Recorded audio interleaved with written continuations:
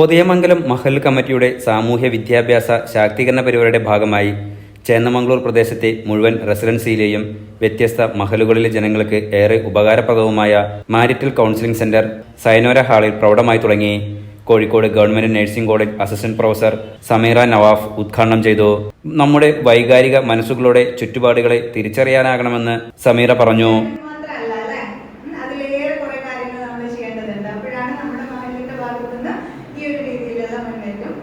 വളരെ പ്രശംസനീയമാണല്ലേ. അപ്പം കല്യാണം എന്ന് പറയുമ്പോൾ നിങ്ങൾക്ക് എന്താ മനസ്സിൽ തോന്നുന്നത്? എന്താ ഇങ്ങനെ നമുക്ക് അതിനെ ഡിഫൈൻ ചെയ്യാൻ പറ്റുക? കല്യാണം, മാരേജ് അല്ലെങ്കിൽ വിവാഹം എന്ന് പറയുമ്പോൾ പെട്ടെന്ന് എന്താ അതിനെ നമുക്ക് എങ്ങനെ സിംപ്ലി എങ്ങനെ ഡിഫൈൻ ചെയ്യാൻ പറ്റും? കുടുംബത്തിന്റെയും സമൂഹത്തിന്റെയും സന്തോഷവും സമാധാനവും ഉറപ്പിക്കാനുള്ള സന്ദേശവുമായി പ്രമുഖ ഫാമിലി കൗൺസിലർ സുലൈമാൻ അസ്കരി പരിശീലന ക്ലാസ് എടുത്തു.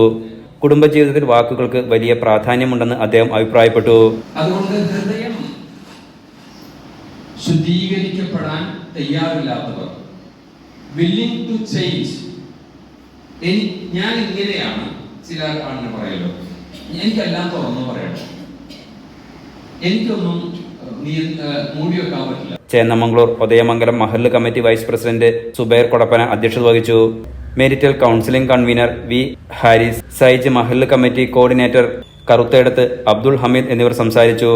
മഹല്ല് president K T Abdul Rahiman, P V Rahmabi teacher, T Meharusa, professor Shaheed Ramzan, V V Banuja, K T Noorjahan, T Muneera, K T Nasi Abdulla എന്നിവർ നേതൃത്വം നൽകി. Enlight news Mukkam.